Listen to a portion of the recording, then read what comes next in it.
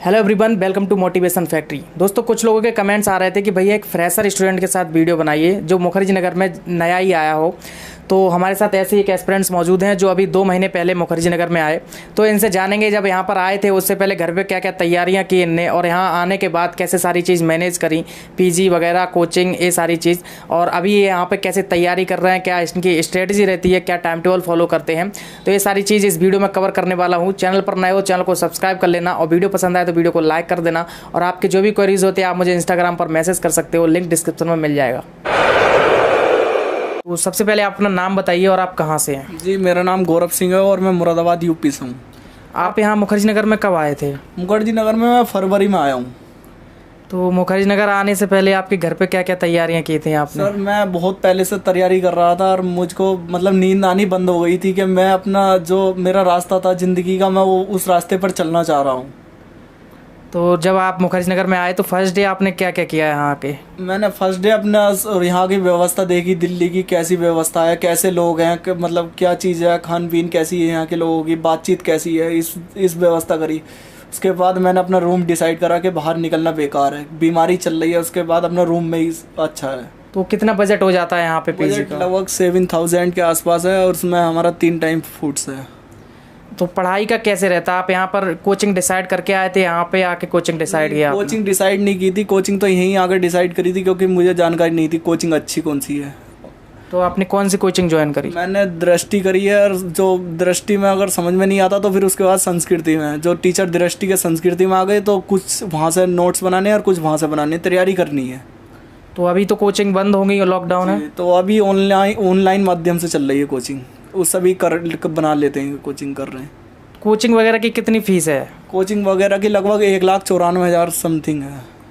तो ये फीस कैसे देते हैं? एक फर्स्ट टाइम देनी पड़ती है या फिर धीरे धीरे? मैंने तो फर्स्ट टाइम कराया है, बाकी पता नहीं कैसे करते हैं बच्चे। अच्छा, आपने फर्स्ट टाइम में पूरा 1,94,000 फीस जमा कर दिया? तो मुझे इससे 10,000 रुपये तक की छूट मिल गई। तो मैंने 10,000 की छूट लाकर पढ़ने के लिए अपने टैबलेट लिया है, जिससे कि मुझे जो पैसे वहाँ जाते हैं वो टैबलेट आ गई, वो मेरे काम में आएगी पढ़ाई के समय। तो आपने ऑप्शनल डिसाइड किया होगा आपको? जी, ऑप्शनल मेरा हिंदी साहित्य है। तो हिंदी साहित्य ऑप्शनल डिसाइड करने से पहले आपने कहाँ रिसर्च किया? कैसे आपने सोचा कि हिंदी साहित्य हमारा ऑप्शनल? ऐसा था, मैं जहाँ मैं रहता था अमरोहा ज़िले में, उसमें मैंने कोचिंग करता था। उसमें हिंदी मैंने पढ़ी थी, मुझे अच्छी भी लगती है हिंदी, सब्जेक्ट अच्छा है और हमारी राष्ट्रीय भाषा भी हिंदी है।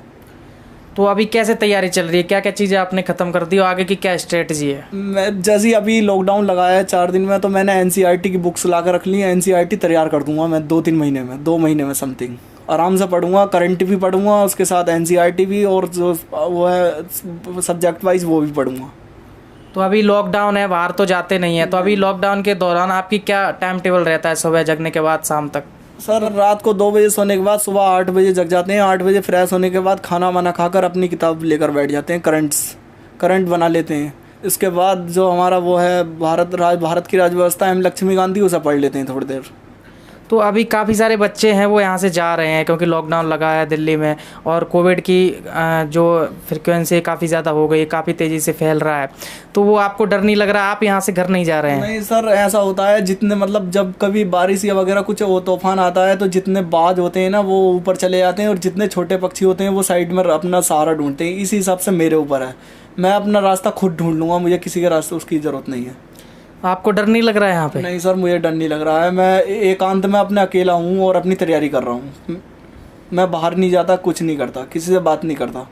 तो अभी घर से मम्मी पापा के कॉल्स तो आ ही रहे होंगे, वो पूछते होंगे, आने के लिए बोल रहे हैं क्या? हाँ, मम्मी करती हैं, पापा नहीं करते। वो कभी कभी करते हैं कि बस बोलते हैं कि थोड़ा बाहर कम जाना, और उसके बाद मास्क लगा लेना, बस इसी जानकारी को बोलते हैं। तो लॉकडाउन लगने के बाद क्या क्या यहाँ बदलाव आए? आपको खाना पीना सही मिल रहा है कि नहीं? पीजी में सारी व्यवस्थाएं हो रही हैं ठीक से? हाँ सर, खाना अच्छा मिलता है, हमें कोई दिक्कत नहीं है। खाने के मामले में सबसे अच्छा पीजी है ये। जो बोलते हैं वो बनवा देते हैं सौरभ भैया, जिनका पीजी है वो भैया अच्छे हैं, बहुत बढ़िया। तो लॉकडाउन में आपको सारी सुविधाएं मिल रही हैं? जी हाँ, सब जो लॉकडाउन में जो बच्चे थे हमारे पास के पीजी के, वो बोले कि भाई घर चले जाओ, बीमारी इतनी खतरनाक है, आपको लग गई तो ऐसा हो जाएगा वैसा हो जाएगा। मैंने उनसे बोला कि भाई मुझे कुछ नहीं होगा, मैं अपना आप में सही हूँ बिल्कुल, क्योंकि मैं सोच कर आया हूँ कि जो सपना है वो पूरा ही करके जाऊँगा, चाहे कितनी बड़ी बीमारी आ जाओ। हर साल बीमारी आती है, कोई ना कोई नई बीमारी आती है तरह तरह की, मुझे कोई डर नहीं है। तो आप कितने घंटे पढ़ रहे हैं अभी? मैं लगभग अभी समथिंग 12 घंटे पढ़ रहा हूँ। अपना जैसे जैसे जैसे पुराना होता जाऊँगा उसी हिसाब से अपना टारगेट बनाऊँगा, टाइम टेबल्स बनाऊँगा, उसी के हिसाब से पढ़ूँगा। तो अभी कितने बच्चे रह गए हैं आपके पीजी में? मेरे पीजी में 3 बच्चे हैं अभी। और लॉकडाउन से पहले कितने थे? उस समय लगभग 7-8 बच्चे थे, 8 बच्चे करीब। तो मतलब 3 बच्चे रह गए हैं, बाकी सारे बच्चे घर पे सब चले बच्चे मुझको डराते रहते हैं कि चले जाओ, फ़ोन करते हैं भाई अपने घर चले जाओ आपको। मैं बोला मुझे घर जाने से कोई हल नहीं है, मेरी पढ़ाई यहीं है और या तो जान दो या जाने दो। गांधी जी का नारा करो या मरो, वही टारगेट्स हैं यूपीएससी का, करो या मरो। तो अभी सारे बच्चे चले गए यहाँ पे, आप 1-2 बच्चा यहाँ पे रह गया है और घर की भी याद आ रही होगी आपको, क्योंकि नए आप दिल्ली में आए हो। तो आप अपने आप को मोटिवेट कैसे रख रहे हो इस डरे हुए माहौल में? सर हमारे घर की तो याद आती है, लेकिन थोड़ा ऐसा होता है कि छोड़ना पड़ता है। कुछ समय ऐसा होता है कि हर चीज़ को भूलना पड़ता है। हमारा जो मतलब हम इतनी बड़ी तैयारी कर रहे हैं उसमें घर याद नहीं करना पड़ता। इस समय यही है हमारा जो भी कुछ है, घर भी हमारा यही है, यूपीएससी हमारा घर है, यूपीएससी हमारा परिवार है। और उसके बाद जो हमें मोटिवेशन मिलता है, मोटिवेशन तो मतलब वही है, ये हमारे अंबेडकर साहब हो गए, डॉक्टर BR अम्बेडकर। उन्होंने बोला था शिक्षा शेरनी का दूध है, जो पिएगा वो दहाड़ेगा। तो शिक्षा शेरनी का दूध है, जो पिएगा वो दहाड़ेगा। पढ़ते तो मुखर्जी नगर में बहुत बच्चे हैं, लेकिन सिलेक्शन बहुत कम बच्चों का होता है। तो वो ये लगे रहो, कोशिश कभी ना कभी तो लगेंगे ही। और जब इस टारगेट में बड़े हैं तो जाऊँगा जब लग जाऊँगा। तो चलिए, थैंक यू, आपने हमारे साथ इंटरव्यू किया और आपको शुभकामनाएं। आपका जो भी गोल है, आपका जो भी लक्ष्य है, आप उसको हासिल करें। और आई होप दोस्तों आपको इस वीडियो से थोड़ा मोटिवेशन मिला होगा। जैसा कि भाई ने कहा, शिक्षा एक शेरनी का दूध है, जो पिएगा वही दहाड़ेगा।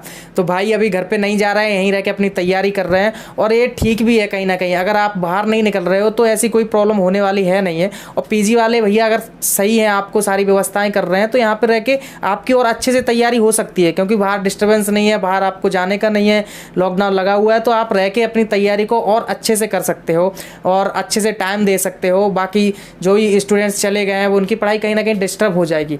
बाकी आप अपना देख लीजिए, अगर आप यहाँ रह के तैयारी करना चाहते हो तो बेस्ट है। और आप घर पे भी जा सकते हो, घर भी जाना चाहिए, अगर आपके फैमिली वाले बुला रहे हैं तो आप जा सकते हो। तो यही है कि आप अपनी तैयारी अच्छे से कर रहे होंगे। चलिए दोस्तों, बाय बाय, टेक केयर।